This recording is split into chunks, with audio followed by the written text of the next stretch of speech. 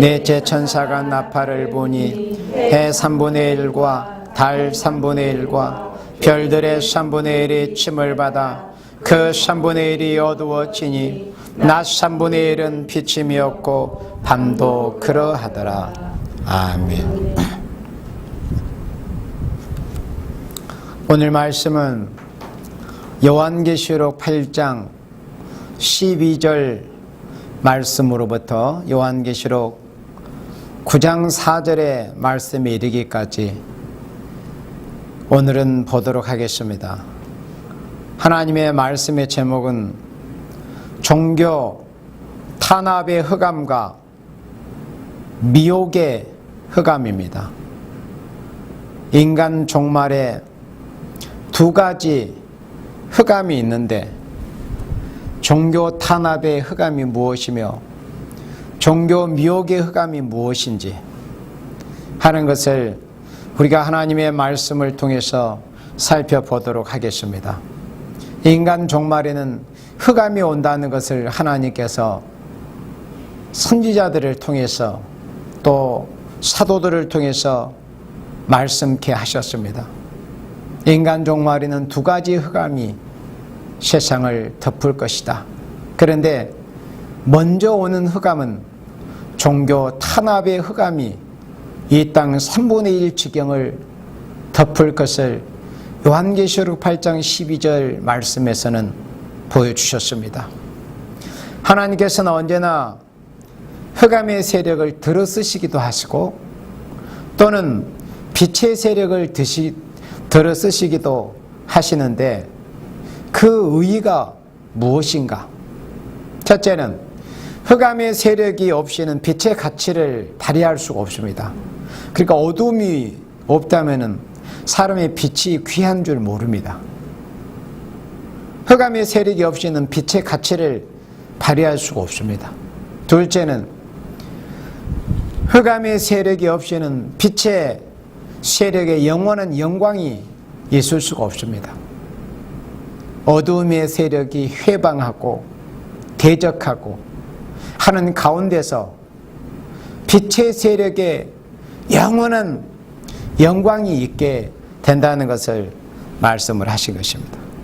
그러므로 흑암과 빛과 대립을 시켜서 빛의 세력을 승리하게 하시는 동시에 영원한 영광의 나라를 이루시는 것이 하나님의 경륜이라고 하는 것인데, 그렇다면 인간 종말의 두 가지 흑암이 이제 무엇인가 하는 것을 볼 때 우리 방금 읽은 요한계시록 8장 12절의 본문을 보면은 8장 12절에서는 이 땅의 흑암이 인간 종말에 오는데 먼저 오게 된 흑암, 곧 종교 탄압의 흑암에 관한 말씀이 요한계시록 8장 12절에 이렇게 예언이 되어 있습니다. 넷째 천사가 나팔을 부니, 첫째 천사가 요한계시록 8장 7절에서 나팔을 불었습니다. 그러므로 1917년에 러시아에서 공산 폭동이 본격적으로 시작이 됐습니다. 폭력에 의한 세계의 공산화의 불길이, 그때부터 본격적으로 하나님의 예언된 말씀을 이루기 위해서 시작이 된 것입니다. 그래서 요한계시록 8장의 제목은 재난의 동기입니다. 이 세상이 하나님의 진노 심판, 하나님의 진노 재앙 심판을 받는 데 있어서 그 본격적인 출발점이 어디인가 하는 것을 보여준 계시가 요한계시록 8장의 계시입니다. 그래서 재난의 동기라고 하는 겁니다. 요한계시록 16장 말씀에 보면은 7 대접 재앙으로 이 세상이 단계적으로 하나님의 진노, 재앙, 심판을 받는 모습이 요한계시록 16장에서 보여지는데, 그리고 마지막 7번째 대접 재앙이 공기 가운데 이제 쏟아 부어지게 됨으로 해서 하나님의 심판이 마무리되었다는 것을 말씀을 했습니다. 그런데 요한계시록 16장에 7 대접 재앙에 의해서 이 세상이 하나님의 진노 재앙 심판을 받아 이 세상이 다 불에 살라지는 그런 무서운 심판이 오는 데 있어서 그 기점, 출발점, 불꽃이 튀겨지는 그 출발의 기점은 바로 1517년, 올해가 100년째 되는 해입니다. 러시아에서 프롤레타리아 공산 폭동이 시작이 됨으로 해서 요한계시록 8장 7절에 첫째 천사가 나팔을 분다는 그 말씀이 이루어지기를 시작을 했습니다. 그래서 요한계시록에 예언된 환란에 관한 말씀이 이미 이루어지기 시작한 지도 어느덧 100년이 되었습니다. 그렇게 세월은 빠릅니다. 그런데도 여전히 교회와 세상은 아직도 하나님의 진노 심판의 때가 먼 훗날에 내 자자손손 소대 후의 일로 그렇게 생각을 하고 있습니다. 그런 생각 때문에 마태복음 25장 4절 위에 예수님께서 비유하신 말씀처럼 교회들도 모두가 다 잠이 들게 된 것입니다. 하나님의 진노 재앙 심판이 심히도 임박했다는 것을 느끼고 깨닫고 바로 안다면 잘 사람이 이 세상에 누가 있겠습니까? 설령 불신자라 할지라도 하나님의 진노 재앙 심판을 먼 훗날, 그리고 어쩌면 하나님의 진노 재앙 심판이 오지 않을 것으로 그렇게들 생각을 하는 것이죠. 북방에서부터 모락모락 피어오르는 그 무신론의 흑암이 이제 온 세상을 덮고 있는 이러한 때 하나님이 없다는 무신론 사상과 유물론 사상이 이 세상을 뒤덮고 있습니다. 우리가 사상 난제에서도 우리가 살펴보았지만, 그러므로 하나님이 없다는 사상이 마음속에 들어가게 되면도 죄도 심판도 없다는 그런 생각을 가지고 사람들이 살게 됩니다. 그래서 하나님의 심판에 대해서는 관심도 두려움도 느끼지를 못하는 것입니다. 그러나 인간이 어떻게 생각하든지 말든지 그것은 재앙을 받은 인간들의 모습인 것뿐이고, 하나님께서는 당신께서 이미 영원한 때부터 만대를 명정해 놓으신 그대로 하나님의 시계는 조금도 오차없이 돌아가고 있습니다. 하나님의 경륜은 이 시간도 이루어져 가고 있습니다. 그래서 요한계시록 8장 7절에서 첫째 천사가 나팔을 부는 것으로 인해서 이 세상은 이미 하나님의 진노 재앙 심판을 받는 그 길목에 본격적으로 들어선 것입니다. 어느덧 100년이라는 세월이 훌쩍 지나갔습니다. 그만큼 이제 하나님의 진노 재앙의 날이 가까웠다는 것을 의미하고 단축이 됐어요. 첫째 나팔이 분 때로부터. 이렇게 해서 공산 폭동이 시작이 돼서 이 땅 3분의 1이 공산화되었습니다. 계시록 8장에 예언된 말씀대로. 우리가 훗날 나중에 요한계시록 8장 말씀을 다시 이제 공부하게 되겠지만은, 오늘은 8장을 강의하려고 말씀을 들고 선 것은 아닙니다. 인간 종말의 두 가지 흑암에 대해서 집중적으로 말씀을 이제 전하려고 말씀을 들고 서는데, 공산 폭동이 시작이 돼서 하나님의 말씀대로 정확히 요한계시록 8장에 기록된 말씀대로 세계가 공산화되었습니다. 영토적으로, 인구적으로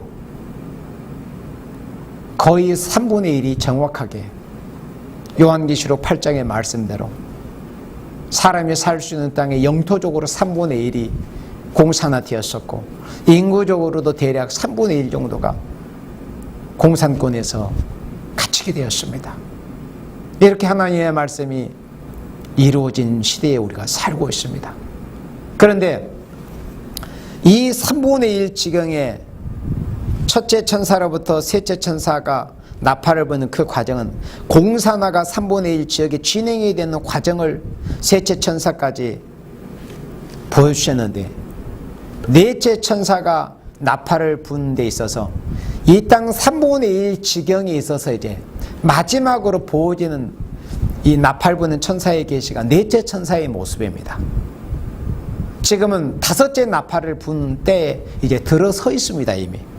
그런데 넷째 천사가 나팔을 부니 어떤 일이 있었느냐? 해 3분의 1, 달 3분의 1, 별들의 3분의 1의 침을 받았습니다. 침을 받았다는 것은 몽둥이로 맞았다는 그런 뜻입니다. 침을 타격을 당한 겁니다. 가격을 당했다는 겁니다. 그런데 해 3분의 1이 가격을 당한 것입니다. 그래서 이 말씀은 이 지구상의 사람들의 그 인구수와 그 영토적인 그 면적을 대조해서 볼 때 실제로 3분의 1 지경이 그 공산주의자들의 그런 폭동에 의해서 실제로 3분의 1, 그렇게 해 3분의 1이 침을 받았다는 것은 3분의 1 지경의 생명의 빛으로 오신 예수님의 복음을, 빛이 되시는 하나님의 말씀을 바로 들을 수 없는 이런 어두운 흑암이 된다는 것을 계시록 8장 12절에서는 말씀을 하신 거예요. 해 3분의 1이. 해는 빛이 아닙니까? 그러니까는 빛을 발산하는 이 기독교 복음, 복음의 빛을 볼 수 없는 이런 어두운 지경이 되고 만다는 것을 말씀을 했습니다. 그래서 지금도 역시 공산 폭동이 일어난 지 100년이 되었고, 세계가 지금도 중국 같은 데는 시장 경제가 얼마간 들어가서 괴우적인 그런 방법으로 굶어 죽게 되니까, 그렇다고 해서 중국 공산당이 세계 적화를 포기한 건 결코 아닙니다. 덩소평이 자기네들의 인민들이 공산주의 이대로 가다가는 굶어 죽게 됐다. 그러니 흰 고양이든 검은 고양이든 쥐 잘 잡는 것이 잘하는 고양이다. 흑묘, 백묘. 그렇게 해서 일단 공산주의라도 우리 백성들이 굶어 죽지 아니야 될 게 아닌가.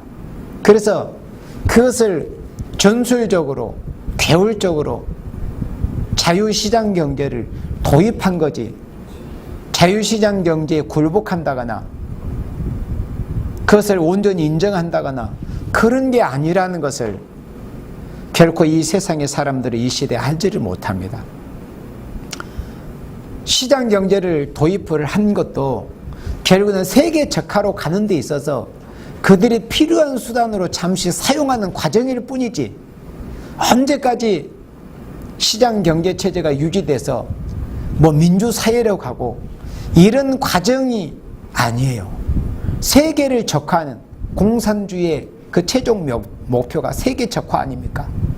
세계 적화로 간 데에서는 자기네들의 필요한 대로 자기네들의 필요에 따라서 그렇게 전술을 수시로 바꾸는 것이 공산주의자들의 그런 모습입니다.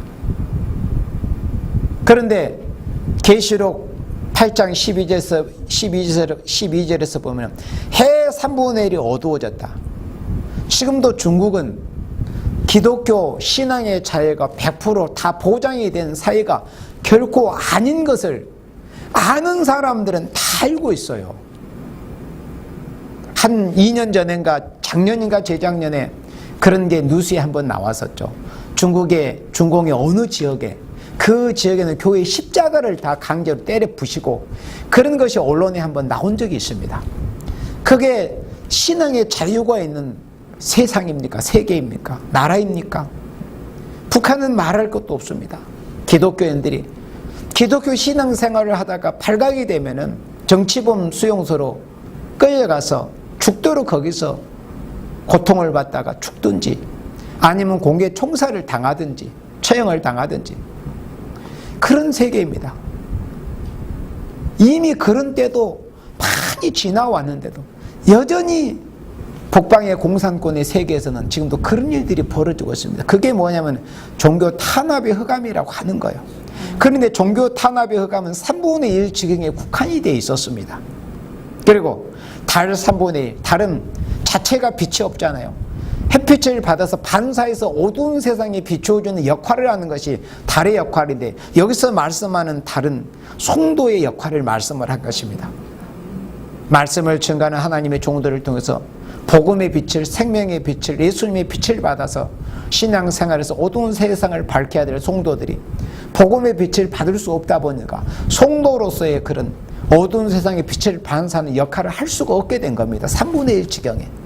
그리고 별들의 3분의 1의 침을 받았습니다. 기독교의 지도자들이 다 말살이 되었습니다. 여러분들, 오늘날 공산주의가 숨을 거두었다고, 숨통이 끊어졌다고 몇 년 전에 모스크바에서 레닌의 동상에 와이어를 걸어서 끌어내는 그런 퍼포먼스가 있었습니다. 그렇게 했던 사람들은 그러기를 정말 중심으로 바랬는지도 모릅니다. 왜요? 공산주의 체제에 수십 년 동안 너무 지긋지긋했거든요. 굶주림과 기아에 허덕이고 억압에 허덕이고 착취. 그렇지만은 그렇다고 해서 공산주의가 숨을 거둔 것이 아닙니다. 그거는 공산주의의 세계 적화 전략을 알지 못하는 사람들의 그 무지한 생각들입니다. 그래서 이 마지막 때 진짜 필요한 말씀, 지식, 진리가 뭐겠어요? 바로 멸공진리입니다. 우리 세일교에서 계시록과 선지서에 기록된 하나님의 말씀, 이 특별히 사상에 관한 말씀을 바로 알면은 앞으로 공산주의자들이 어떻게 행할 것에 대한 것을 우리가 알게 됩니다. 그래서 알지를 못하면은 결국은 짐승의 표를 받는 그런 생명이 되고 마는 것입니다. 그래서 이 땅 3분의 1 지경 안에 해도 달도 별도 빛을 잃게 되는 이런 종교 탄압, 기독교의 지도자들도 침을 당하고 또 복음도 마음대로 전할 수 없고 신앙 생활도 할 수 없고 예배도 우리처럼 이렇게 마음만 먹으면은 주일 새벽 예배, 주일 대예배, 또 뭐 주일 저녁 예배까지 마음만 먹으면 하루에도 몇 차례씩 그렇게 자유롭게 감사하는 마음으로 자원해서 예배 드릴 수도 있지만은 공산권의 세계에서는 그렇게 할 수가 없습니다. 왜 그래요? 종교 탄압의 흑암이 3분의 1 지경을 꽉 누르고 있기 때문에 그런 것입니다. 그래서 모든 선지자들은 인간 종말의 흑암은 북방에서 종교 탄압의 정치가 있을 것을 말씀을 하신 것입니다. 종교 탄압의 정치가 있을 것이다. 이게 오늘날 보여진 그 공산주의 역사였습니다. 여러분들 1917년 이후로. 그리고 1949년 10월달 중국 대륙의 공산화됨으로 인해서 요한계시록 8장 말씀이 정확하게 그렇게 면적적으로 인구적으로 응했습니다. 이런 사실을 세상 사람들은 여전히 이 시간도 잘 알지를 못합니다. 세일교회에 와서 진리를 듣지 않으면 아무도 알 수 없습니다. 거의가 다 공산주의는 끝난 것으로 그렇게 생각을 합니다. 오늘날 사업하고 영업하고 장사하는 사람들 중국에 열심히 진출해서 하면은 앞으로 돈을 많이 벌게 될 거라는 그런 환상이 잘못된 꿈에 젖어 있습니다. 공산주의가 도대체 어떤 녀석들이라는 것을 도대체 알지를 못하는 거예요. 그 실체를, 그 본질을. 돈가방만 싸고 들고 가면 얼마나 돈을 많이 벌어올 수 있을 것도 그렇게 생각을 합니다. 그게 이 자본주의자들의 어리석은 생각입니다. 사람이 마음속에 탐심, 탐욕, 욕심이 들어가면 일단 시야부터 흐려집니다. 모든 것을 바로 볼 수 없게 됩니다. 사람 마음에 욕심이 있게 되면. 그러니 돈을 많이 벌고자 하는 이런 탐욕스러운 마음을 가진 자들이 어떻게 세상에 대해서 바로 볼 수가 있겠습니까? 우리가 돈을 벌어도 우리 그리스도인들은 남을 섬기고 남에게 봉사하고 약하고 가난한 사람들을 돕고 섬기고자 하는 마음으로 그렇게 자기 자신을 희생해서 내가 열심히 일을 해서 돈도 벌고 사업도 해야 되겠다 이렇게 하면은 눈이 흐려지질 않습니다. 하나님이 눈을 열어주실 겁니다. 그런데 대다수가 어디 그렇습니까? 다 탐욕스러운 그런 마음으로 하려다 보니까 세상을 바로 볼 수 없고 하나님이 하시는 일에 이사야 5장 말씀에 보면 관심조차 두지 않는다는 것을 하나님의 백성들에게 탄식하는 식으로 말씀을 하셨습니다.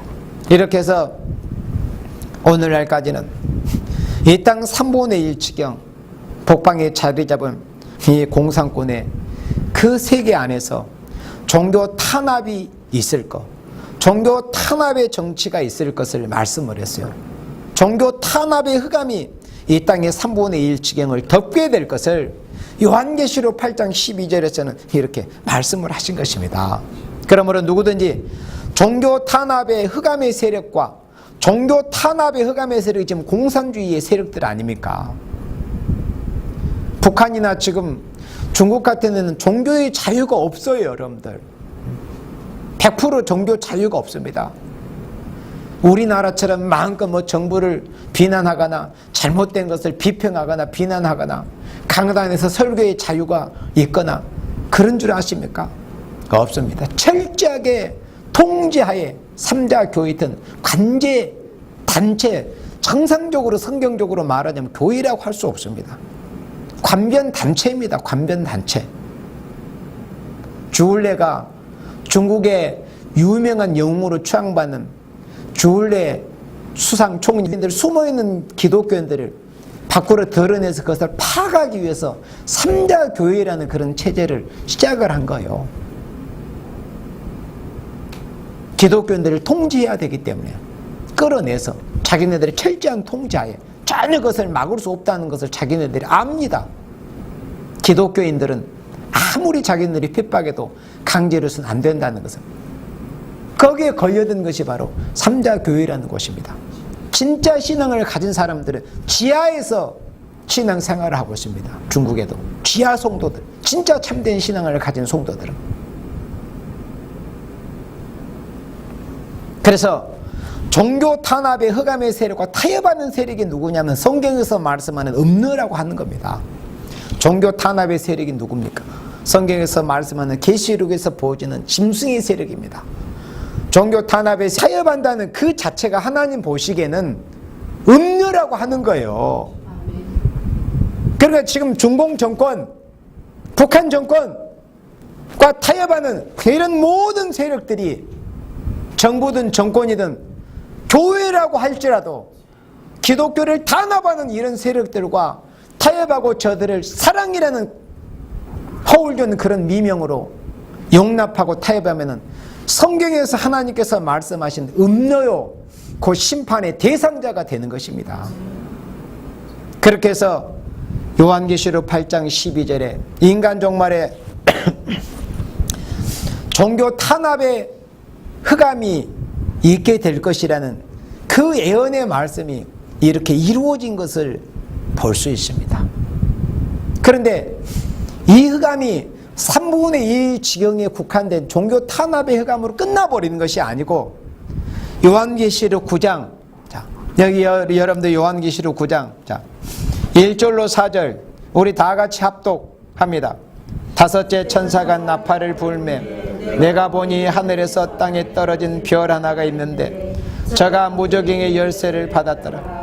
저가 무저갱을 여니 그 구멍에서 큰 풀무의 연기 같은 연기가 올라오며 해와 공기가 그 구멍의 연기로 인하여 어두워지며 또 황충이 연기 가운데로부터 땅 위에 나오며 저희가 땅에 있는 정갈의 권세와 같은 권세를 받았더라. 저희에게 이르시되 땅에 풀이나 푸른 것이나 각종 수목은 해하지 말고 오직 이마에 하나님의 입맞지 아니한 사람들만 해하라 하시더라. 아멘. 인간 종말이 오게 되는 두 가지 흑암이 있어서 두 번째 흑암은 종교 미혹으로 오는 흑암이 이제는 종교 탄압으로 오는 흑암은 3분의 1 지경에 국한이 되었었지만 공산권에 종교 미혹으로 오는 흑암은 전 세계에 걸쳐서 5대양 6대주 어느 곳이든지 예외 없이 누구에게든지 어느 민족 어느 방언 어느 곳에서든지 예외 없이 종교 미혹의 흑암이 꽉 들어차게 될 것을 요한계시록 9장 1절로 4절에서는 말씀을 하신 것입니다. 이날까지는 정치적인 종교의 탄압, 그러니까 종교 탄압의 흑암만을 벗어나기 위해서 국경을 넘기만 하면 됐습니다. 지금도 여전히 우리 자유 대한민국에는 북한에서 정치적으로 종교적으로 억압받던 그런 생명들이 탈북에 오고 있습니다. 지금 오는 탈북자들은 반드시 어떤 종교적인 또는 정치적인 자유를 그리워서 오는 사람들은 다는 아닌 것 같습니다. 그냥 자유가 그리워서 나도 자유롭게 살고 싶어서 그렇게 오는 신세대들도 보니까 많이 있어요. 그런데 종교 탄압의 흑암을 피하기 위해서는 국경만 넘으면 됩니다. 그러면 이 자유 대한민국 신앙의 자유가 헌법에 보장이 되어 있는 이 자유 대한민국에서 얼마든지 자유를 신앙의 자유를 만끽하면서 자신도 하나님께 신앙생활을 할 수 있고 예배도 찬양도 하나님께 마음껏 원하는 대로 드릴 수 있습니다. 그리고 다른 생명에도 내가 믿는 예수님을 영접하세요. 내가 믿는 예수님을 영접해야 구원을 받습니다. 이렇게 복음, 전도, 선교 사역을 얼마든지 마음대로 할 수가 있습니다. 국경만 넘으면은 종교 탄압의 흑암을 피해서. 그런데 인간 종말에 오는 온 세계에 드리워 있는 이 종교 미혹의 흑암은 그런 게 아닙니다. 국경을 넘어도 소용이 없는 거예요. 국경을 넘어도. 북한에서 종교 탄압의 흑암을 피하기 위해서 종교의 자유를 찾아 대한민국에 왔는데 정작 와서 보니까 교회들의 모습은 잠이 들어있고 이 공산주의자 아직도 북한 정권 공산세계 중공이나 또 러시아는 이름만 바뀌었을 뿐이지 바뀌어진 게 실상은 사실 제대로 된 게 아무것도 없습니다. 그걸 모릅니다. 사실은 딱 바뀌어진 것은 국가 이름 하나 바뀌어진 것뿐입니다. 소비에트 연방에서 러시아로 그것뿐이요. 깃발도 붉은 그 공산주의 빨갱이 깃발에서 러시아 청색과 황색 청황색 깃발로 바뀌어진 거 그거밖에는 없습니다. 내막이 바뀌어진 건 없습니다. 그런데도 세상 사람들은 오늘의 교회들은 그것을 알지를 못하고 있는 거예요. 그래서 종교 탄압의 흑암을 피해서 국경을 넘으면 될 줄 알았는데 정치적으로는 자유가 있고 신앙적으로는 헌법에 보장된 자유가 분명히 있는데 와서 보니까 이거 웬일이에요? 이제는 종교 탄압의 흑암은 벗어났는데 교회 간다고 해서 누가 두들겨 패거나 뭐 해방하거나 핍박하는 사람은 없는데 종교 미혹의 흑암이 교회를 중심으로 해서 온 세상이 뒤덮고 있는 거예요. 종교 미혹의 흑암입니다. 종교 탄압의 흑암의 환경에서 신앙생활을 하는 분들이 정말 순교적인 사상을 가지고 신앙생활을 하는 분들은 우리가 볼 때는 그분들에게 대해서 우리의 모습은 너무나 부끄러운 정도입니다. 생명을 걸고 목숨을 걸고 신앙생활을 할 수밖에 없는 생명들이 종교 탄압의 환경에서 신앙생활을 하고 있는 분들입니다. 북한에 있는 지하송도나 중국에 있는 지하송도들. 그런데 이 정치적으로 또 신앙적으로 자유가 보장되어 있는 이런 세상에서 더 위험한 흑암이 이 세상을 뒤덮고 있다는 것을 그것을 알지를 못합니다. 그게 뭐냐면 미혹으로 오는 흑암입니다. 미혹으로. 교회에 다닌다고 매를 맞고 핍박을 받을 때는 더 기도도 하고 더 각성도 해야 되고 내가 이걸 이겨내야 되겠다. 신앙의 정절을 지켜야 되겠다. 이렇게 했는데 신앙에도 자유가 있죠. 정치적으로 사상적으로 자유가 있죠. 모든 것이 다 풀어져 버리는 거예요. 그러니까 이제 그런 신앙의 정절을 내가 순교의 사상으로 지켜야 되겠다는 그런 신앙의 백절불굴의 정절이 이제는 해이해져 버리는 것입니다. 풀어져 버리는 거예요. 이렇게 해서 자신도 모르게 종교 미혹의 흑암에 뒤덮이게 되고 온 세상을 뒤덮고 있는 종교 미혹의 흑암이라는 이런 이 공기를 다 들이마시고 있는 겁니다. 옛날까지는 종교 탄압의 흑암을 피해서 국경을 넘어서는 일이 있으므로 흑암을 피할 수 있었지만 미혹으로 오는 흑암은 국경에 상관이 없이 세계적인 이제 흑암입니다. 무적행을 여니 그 무적행에서부터 풀무의 연기 같은 연기가 올라와서 해와 공기를 어둡게 했다는 온 세상을 어둡게 했다는 그런 말씀입니다. 이 종교 미혹으로 오는 흑암은 무종에게서 올라오는 어둠입니다. 곧 지옥에서 올라오는 흑암이 인간 종말에 온 이 지구의 모든 것을 다 덮어버릴 것을 사도 요한을 통해서 이렇게 계시를 보여주신 말씀입니다. 그런데 이 흑암, 종교 미혹으로 오는 흑암을 뚫고 나가야만이 재림하시는 구름을 타고 재림하시는 우리의 신랑 주 되시는 예수님을, 재림하시는 예수님을 맞이할 수가 있어요. 종교 흑암을 뚫고 나가야만이에요. 종교의 흑암을 뚫고 나가는 데 있어서는 어떠한 자가 되어야만이 이 종교 미혹의 흑암을 당치를 않는다는 것을 오늘 요한계시록 9장 본문에는 가르쳐주고 있습니다. 그게 뭡니까? 9장 4절에 다시 확인해 보면은 저에게 이르시되 땅에 풀이나 푸른 것이나 각종 수목은 해하지 말고 오직 이마에 하나님의 입맞지 아니한 사람들만 해하라. 그러니까 이 종교 미혹으로는 흑암, 지옥에서 올라오는 시커먼 이 흑암의 연기의 피해를 당치 않기 위해서는 하나님의 인을 맞아야 된다는 것을 알 수 있어요. 왜 그래? 하나님께서 하나님의 인을 맞지 않는 사람들만 해하라고 하셨기 때문에, 반대로 생각해 보면 이 종교 미혹의 흑암을 뚫고 종교 미혹의 흑암을 받지 않고 피해를 받지 않고 다시 오실 영광 중에 재림하실 우리 구주 예수님을 맞이하기 위해서는 이제는 하나님의 인을 맞은 종들이 되어야만이 다시 오실 재림의 주님을 맞이할 수 있다는 것을 우리가 알 수 있게 되는 겁니다. 읽어보면 자연스럽게 본문만 읽어봐도 알 수 있지 않겠습니까? 그래서 지금 종교 탄압을 하는 공산 정권 안에서는 무조건 종교 탄압을 합니다. 그렇지만은 미혹의 흑암은 종교 탄압의 흑암이 아닙니다. 얼마든지 종교의 자유를 주는 것처럼 이렇게 합니다. 종교의 자유를 주는 동시에 종교 미혹이, 이게 뭐냐면은 공산주의의 세계 적화 전술 중에 하나입니다. 처음에는 종교를 박살내야 한다. 종교 탄압. 기독교는 짓밟아야 된다. 그런 정책이었습니다. 그러나 요한계시록 6장에 예언된 말씀들에 청황성 말이 나오는데 그 이름은, 그 탐자의 이름은 사망과 음부다. 그 이름은 사망이고 그 뒤를 음부가, 지옥이 따라온다고 했습니다. 그래서 원래 공산주의자들의 세계 적화 전략에 있어서 기독교인들이 가장 걸림돌이 되었거든요.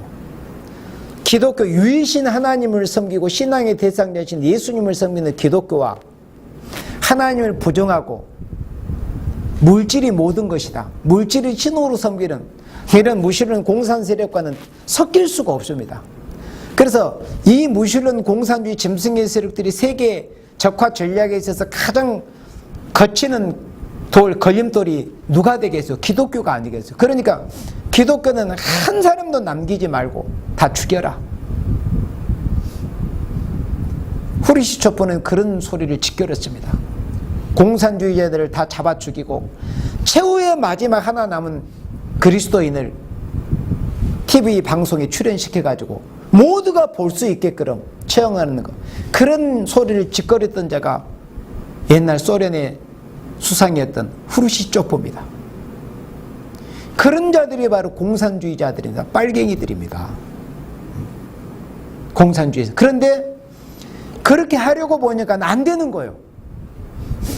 기독교는 이 생명이 없는 가짜 이방 종교와 특별히 정말 다른 게 뭐냐면은 밟힐수록 더 생명력이 강해지는 게 기독교입니다. 그게 기독교의 특성이에요. 그러니까 가만히 마귀 세력들이 이렇게 분석을 해보니까 기독교는 피폐하고 때리고 짓밟고 죽일수록 더 강해지는 속성이 있더라. 그러면 기독교를 무너뜨리기 위해서는 어떻게 해야 될 것인가? 마귀들도 일정 부분 하나님께 지혜를 받았잖아요. 강교한 지혜, 좋은 지혜 말고. 이렇게 생각을 해보니까 그래, 기독교인들은 자유를 마음껏 줘야 한다. 그러면 우리가 기독교를 무너뜨릴 수 있다. 이게 붉은 용 마귀의 세력의 괴울입니다. 공산주의자들이 마귀의 강한 그 마귀의 충동 영감을 받아가지고 생각해낸 게 그겁니다. 이렇게 해서 나오게 된 게 뭐냐면 종교 미혹에 갑니다.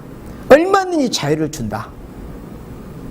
신앙생활을 마음껏 자유롭게 할 수 있도록 내버려 두자. 그러면서 스스로 무너지게 하자. 성경은 들고서 교회 다니게 하자. 마음껏. 그러나 그 중심 마음만큼은 내가 빼앗아 버리겠다. 몸만 교회에 다니고 가방만 들고 성경만 들고 교회에 다니게 하자. 그리고 진짜 자신이 사랑하고 신앙의 대상자, 우러러보는 그런 대상은 나로 향하게 하자. 그게 붉은 용 마귀 사단의 괴략입니다. 그걸 알지를 못하고 있습니다. 그것이 종교 미혹으로는 흑암이라는 겁니다. 그러면 종교 미혹의 흑암이 어떤 모습으로 오는가? 이걸 우리가 정확하게 파악하고 있어야 됩니다. 첫째는 말씀을 변질시키는 일로 옵니다. 오늘날 요한계시록을 들고서 요한계시록 강의다 해석이라 하는 사람들 얼마나 많이 나왔습니까? 차라리 모르면 가만히 있으면 됩니다. 겸손한 마음을 가지면 하나님이 역사에서 알게 하십니다. 그런데 사명도 아닌데 또 하나님 앞에 알게 하시는 그는 은혜도 그런 능력도 지혜도 받지 못했으면서 자의적인 해석으로 남들이 하니까 또 하는 말로 무슨 이단들이 하니까 우리도 해야지, 교인을 빼앗기지 않기 위해서 그런 수익을 하는 거예요. 그러니까 종교 미혹의 흑암이 뭐냐? 말씀을 변질시키는 거예요. 예수님의 신성과 인성을 믿지를 못하게 합니다. 예수님의 동정녀 탄생을 믿지 못하게 합니다. 예수님께서 물 위로 걸어가신 것을 비유라고 이렇게 돌리자. 예수님께서 구름을 타고 오시는 것이 비유다, 상징이다, 영적이다. 그러니까 말씀을 변질시키려고 하는 겁니다. 흰말은 적그리스도다. 왜냐? 활을 가졌기 때문에. 활은 살상용 무기 아니냐? 예수님의 사람 죽이는 분이시냐? 마귀의 미혹도 들으면 정말 그럴듯합니다. 말씀을 변질시킵니다. 두 번째는 신앙의 양심을 마비시켜버립니다. 그리스도인들이 죄를 범하고 음주하고 흡연하고 죄를 경건하게 지키지 않고 마치 세상 사람들처럼 유행가나 흥얼거리면서 술 마시고 노래하고 흡연하고, 우리는 고린도전서 3장과 6장의 말씀대로 우리 몸은 하나님의 성전 아닙니까? 성전에 왜 술을 들어 부어요? 독주를. 왜 성전을 굴뚝으로 만드느냐 그거요. 왜 성전을 더러운 것들로 더럽히려고 합니까? 성전을 더럽히는 자는 하나님 멸하신다는 엄중한 경고를 하고 있습니다. 우리의 몸이 성전입니다. 그리스도인들이 담배 피우면 구원 받습니까? 안 받습니까? 그런 어리석은 질문을 하기도 하잖아요. 그러나 그 이전에 우리는 그런 것을 조목조목 우리가 따지고 말하기 전에 일단 우리가 우리의 몸은, 우리의 심령과 우리의 몸은 성령이 임재하셔가지고 거하시는 거룩한 성전이 됐다는 거예요. 내 몸, 내 마음과 내 몸은 성령님께서 임재하셔가지고 거하시는 하나님의 성전이 된 거예요. 그러면 성전은 얼마나 거룩하게 우리가 건사를 해야 하고 관리를 해야 되지 않겠습니까? 그런데도 종교 미혹의 흑암이 들어와 버리면은 신앙 양심을 마비시켜 버립니다. 술 먹고 세상 노래 부르면서 흥얼거려도 아무런 그런 신앙 양심의 가책이 느껴지질 않습니다. 주의를 범해도 11조를 도적질해도 다른 사람한테 거짓말해서 사기를 쳐도 또 다른 사람들에도 온갖 거짓말을 해도 혈기를 부리고 짜증을 내고 다른 사람들한테 억압하고 토색하고 이래도 가책을 느끼지를 못하는 거. 이게 뭡니까? 종교 미혹으로는 흑암이 들어가면 신앙 양심이 마비돼 버리는 것입니다. 세 번째는 사랑의 본질을 변하게 만들어 버리는 것입니다. 기독교는 사랑 떠나면 아무것도 아니에요. 귀신의 초수가 됩니다. 예배당은 사랑이 떠나버리면. 근데 그 사랑은 처음 사랑입니다. 우리가 예수님 처음 만나서 예수님과 나누던 그 풋풋한 정말 순결한 그 사랑. 우리가 예수님을 처음 만났을 때 나는 예수님을 위해서 내 생명까지라도 드릴 수 있을 것 같아. 꼭 드리지는 못하지. 그런 마음이 들었잖아요. 우리가 처음에 예수님 만났을 때 너무 좋으니까. 나 같은 죄인을 위해서 십자가에서 피를 주신 그 예수님을 만날 때 너무나 감격하고 감사한 내 생명과 내 생애를 다 주님께 드려야 되겠다. 꼭 꼭 무슨 목회자가 되고 교육자가 된다는 이게 아니더라도 우리가 이름 없이 빛도 없이 사는 평신도의 삶이라도 예수님을 진짜 인격적으로 만나는 사람은 그런 생각을 하는 게 정상적이에요. 나는 앞으로의 삶을 어떻게 살아야 될까? 내가 예수님을 위해서 살아야 되겠다. 예수님의 나라를 위해서 살아야 되겠다. 이런 생각이 들잖아요. 그런데 그런 신앙의 아름다웠던 그런 처음 사랑의 그런 다짐도 작정도 종교 미혹의 흑암이 들어가 버리면은 그 기독교 사랑의 본질이 변해버립니다. 이기적인 사람으로 변합니다.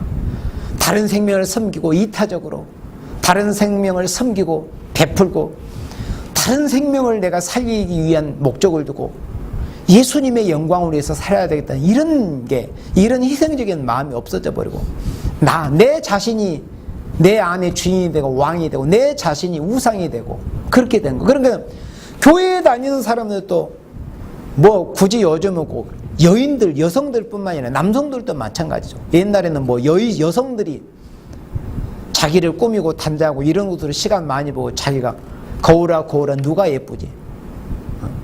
그럼 누가 예쁘다고 해줘야 마음이 흡족하겠어요? 아시잖아요. 그렇지만 지금은 남자들까지라도 자기 자신이 우상돼서 어떻게 하면 사람들한테 아름답게 칭찬받고 뭐 인기 있게 어필하고 이런 거 자기 자신이 우상이 돼버렸어요. 사랑의 본질이 변해버린 겁니다. 네 번째는 인간의 지혜와 지식을 중심하는 일입니다. 종교 미혹의 흑암이 들어가 버리면은 하나님께 기도해서 설교자들도 말씀도 성경 말씀을 여러 번 읽고 설교도 준비하고 어떤 지식적으로 준비도 노력도 있어야 됩니다. 그러나 말씀을 준비하고 앞에 놓고 하나님 이렇게 내가 성경 말씀을 읽고 지식적으로 준비를 했다 할지라도 성령님께서 내게 오셔서 영감을 주셔서 말씀을 준비케 하시고 말씀을 증거하고 대언할 때 성령께서 내 입술을 뜯어 대언의 영으로 역사해 주시지 않으면 저는 아무것도 아닙니다. 녹음기 틀어놓은 기계에 불과합니다. 하나님의 말씀을 기도를 통해서 성령의 감동을 통해서 하나님께 지혜와 지식을 받아서 말씀을 준비하고 말씀을 증거하고 선포하는 것이 돼야 되는데 인간 지혜와 지식으로만 그냥 중심에 사는 거예요. 종교 미혹의 흑암이 들어가 버리면 그렇게 되는 것입니다. 그러니까 오늘날 교회가 인본주의가 돼버리면 사람 중심. 요즘 정치권이나 세상 사람들이나 정권은 그런 말들을 많이 사람이 먼저다. 사람이 중심이다. 말은 슬로건은 얼마나 그럴듯합니까? 우리 기독교인들은 철저히 누구 중심이어야 합니까? 예수 중심. 하나님. 그러니까 예수님 중심이 하나님 중심이고 하나님 중심이 곧 예수님 중심이십니다. 성령님 중심. 그러니까 성삼위 하나님을 영화롭게 하는 중심으로 우리가 하다 보면 우리는 어떻게 돼요? 자연히 하나님이 높여주시고 다 자연히 영광스럽게 해주시는 거예요. 우리 중심, 인본주의, 인간 중심이 아닌 예수 중심, 하나님 중심이 돼야 되는데 오늘날 교회는 인본주의, 인간 중심이 돼버리는 거예요. 이게 뭐냐면 종교 미혹의 흑암이 들어가서 오늘의 교회들의 모습이 이렇게 된 겁니다. 그저 사람 앞에 보이려고 합니다. 어떻게 하면 사람 앞에 아름답게 보이려고. 물론 요즘 시대가 미디어 시대이기 때문에 사람한테 보이는 것이 물론 큰 어떤 역할을 할 수는 있지만은 진짜 중요한 것은 아무리 그렇게 많은 돈을 꾸며서 해 놓았다 할지라도 하나님께서 은혜 주시지 않으면은 성령으로 역사해 주시지 않으면은 아무것도 필요 없습니다. 생명이 없는 것에 무엇이 필요하겠습니까? 교회는 생명이 있어야 됩니다. 주님이 임재하셔서 살아 역사하시는 성령의 역사하심이 계시는 생명이 있는 그런 교회가 돼야 됩니다. 그런데 종교의 미혹의 흑암이 들어가 버리면 인간 중심으로 모든 것을 하게 됩니다. 그러므로 교회가 흑암에 잠기게 됩니다. 그러면 그 예배당이 마귀의 귀신의 초소가 됩니다. 교회 안에서 예배당에 모시는 성가대들이 주일날 모여서 거룩하게 아름다운 목소리로 찬양한다고 하지만 그런 생명들이 세상에 나가서 정말 그리스도인으로서 영향력이 있고 능력 있는 카리스마를 보이는, 나타내는 그런 신앙 생활을 과연 하고 있는가? 생명력이 없는, 할 수 없습니다. 종교 미혹의 흑암이 들어가면 생명은 없고 그냥 모양만 있는 거. 예수님께서 2000년 전에 오셔서 유대인들, 바리새인들에게 하셨던 말씀, 회칠한 무덤이요. 아무리 무덤을 회를 칠하고 평토장하게 만들어 놓은들 그 안에는 썩은 시체가 있지 않습니까? 교회에 대해서 예수님이 그렇게 책망하신 겁니다. 율법 교회에 대해서, 바리새인들에도. 이 시대도 주님이 그렇게 교회를 책망하십니다. 종교 미혹의 흑암이 들어가면 이렇게 된다는 것입니다. 그래서 우리가 종교의 미혹으로는 흑암을 우리가 이기기 위해서는 말씀을 바로 증거하고 또 신앙 양심으로 순교적인 사상을 우리가 지키고 나가야 됩니다. 우리가 신앙의 절기를 지켜야 되잖아요. 신앙의 양심이 마비돼 버리면 절기를 지킬 수가 없습니다.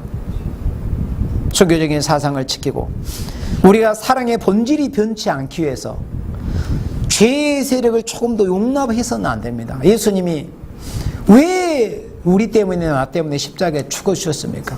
죄를 끊어버리기, 죄가 미워서. 하나님이 왜 아들까지 죽이신 겁니까? 죄를 끊어버리기 위해서. 죄가 미워서 아들도 하나님이 십자가에 죽게 하신 겁니다. 그런데 사랑의 본질이 변해버리면 죄에 대해서 무뎌집니다. 죄를 용납하게 됩니다. 그러므로 사랑의 본질이 변치 않고 조금 더 죄의 세력을 용납지 않고 싸워나가면서 하나님의 하늘 보좌에서부터 내려주시는, 하나님께서 주시는 하늘의 지혜와 지식을 우리가 받아야만이 종교적인 거짓 선지의 미혹을 우리가 말살시키고 나아가는 그런 권세를 우리가 받게 됩니다. 하나님의 인권 역사, 인의 권세를 받아야만이 종교 미혹으로는 흑암을 이기고 황충의 피를 당치 않고 다시 오실 재림의 주님을 맞이할 수 있다고 하는 것입니다. 은혜 시대는 우리 주님께서 보혜사 성령, 예수님 자신이 보혜사이시고 다른 보혜사이신 성령님을 우리에게 보내주셨습니다. 그래서 성령의 보증인을 우리에게 주셨습니다. 예수님이 보증하신다는 거죠. 성령님께서. 우리가 하나님의 자녀인 것을. 그러나 마지막에 부으시는 이 하나님이 있는 권세인입니다.